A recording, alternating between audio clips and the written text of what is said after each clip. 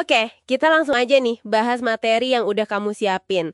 Kali ini kita deep dive soal parasit yang jujur aja bikin agak gimana gitu ya. Dermatobia hominis, botfly manusia. Iya, betul. Bayangin aja, awalnya kayak gigitan serangga biasa, tapi kok lama-lama jadi hidup gitu di bawah kulit. Ini dari laporan riset kan ya sumbernya? Betul, dari riset yang cukup mendalam. Dan tujuan kita di sini mau bongkar semua nih soal parasit ini, gimana siklus hidupnya yang unik banget itu, terus gejala ngerinya kayak apa, risikonya gimana, dan yang penting cara ngadepinnya. Apalagi kalau kamu, para pendengar, ada rencana ke daerah tropis Amerika. Wah, oke. Penting banget tuh. Yuk kita bedah langsung. Mulai dari dasarnya dulu kali ya. Ini kan kondisi namanya miasis ya. Jadi ada investasi larva lalat di jaringan hidup. Iya, miasis. Nah, si Dermatobia hominis ini salah satu pemain utamanya lah. Sumber kita bilang. Bentuknya itu kayak lalat gede, mirip lebah bumblebee biru gitu. Asalnya dari Meksiko sampai Amerika Selatan. Oke, berarti habitatnya itu penting banget buat kita tahu kan? Penting banget.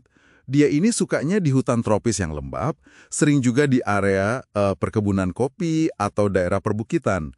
Nah, tempat-tempat kayak gini kan sering jadi tujuan wisata alam ya, atau buat hiking gitu. Bener banget.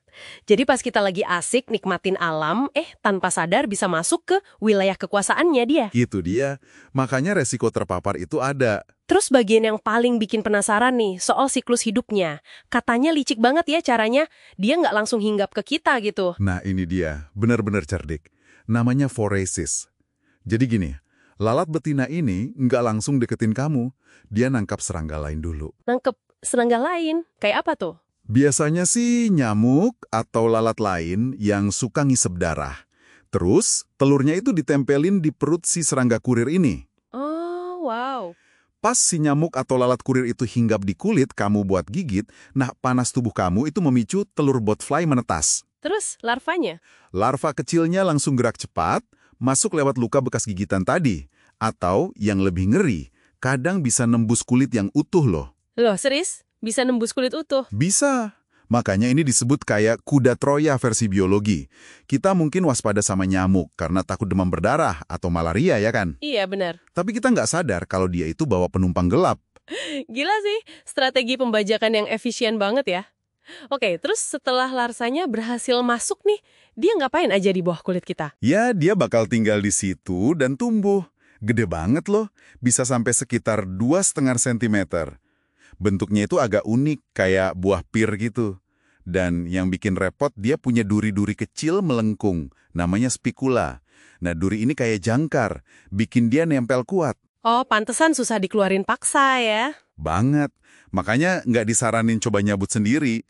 Risikonya larvanya malah robek di dalam, terus bisa infeksi. Jadi dia benar-benar ngunci posisi gitu ya. Terus rasanya gimana sih buat orang yang kena? Pasti nggak enak banget kan? Pasti nggak nyaman. Di tempat larvanya bersarang itu bakal muncul benjolan, merah, bengkak gitu. Namanya warble. Diameternya bisa 1-3 cm. Terus di tengah benjolan itu ada lubang kecil, punktum.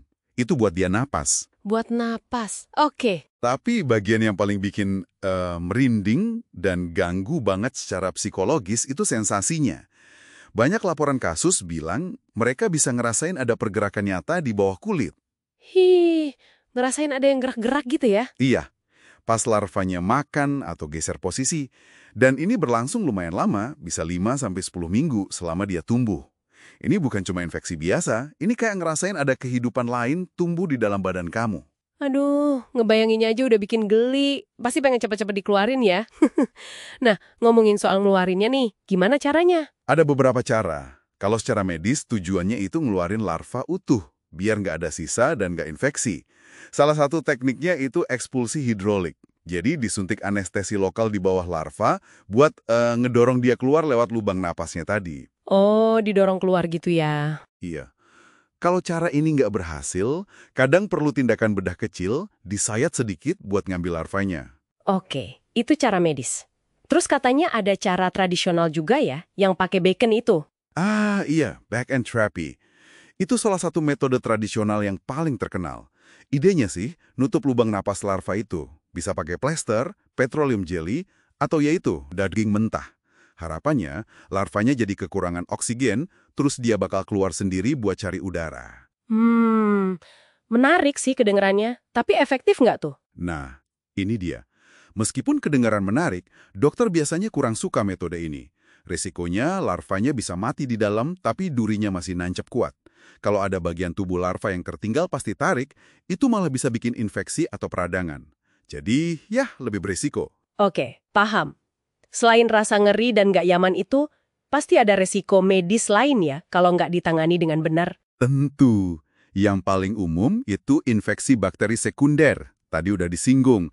Kalau larva pecah pasti keluarin, bakteri bisa masuk.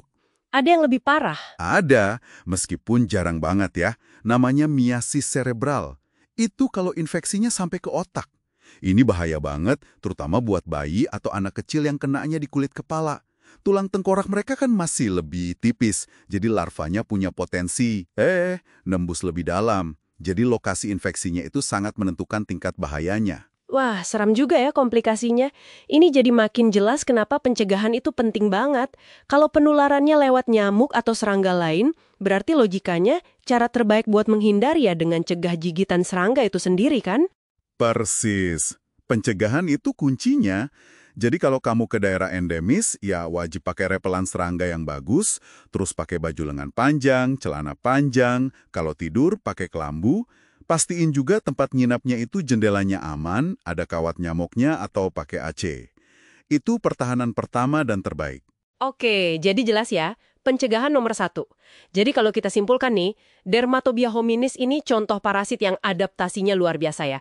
Siklus hidupnya tersembunyi, tapi dampaknya ke inang itu sangat personal dan ya meresahkan. Betul, seringkali inti kengeriannya itu bukan cuma soal fisik, tapi lebih ke pengalaman psikologisnya. Merasakan ada sesuatu yang hidup, bergerak di dalam tubuh kita sendiri. Ini kayak ngingetin kita betapa rentannya kita sama strategi alam yang kadang di luar dugaan banget. Bener banget. Nah, sebagai penutup nih, coba kita renungkan sebentar. Kalau botfly aja bisa sepintar itu bikin strategi foresis, nebeng tanpa ketahuan, kira-kira mekanisme parasit tersembunyi apa lagi ya yang mungkin ada di luar sana?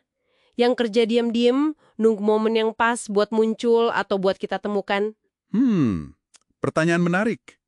Apalagi ya yang mungkin nebeng di kita atau di alam ini tanpa kita sadari sama sekali. Sesuatu buat kita pikirkan bersama.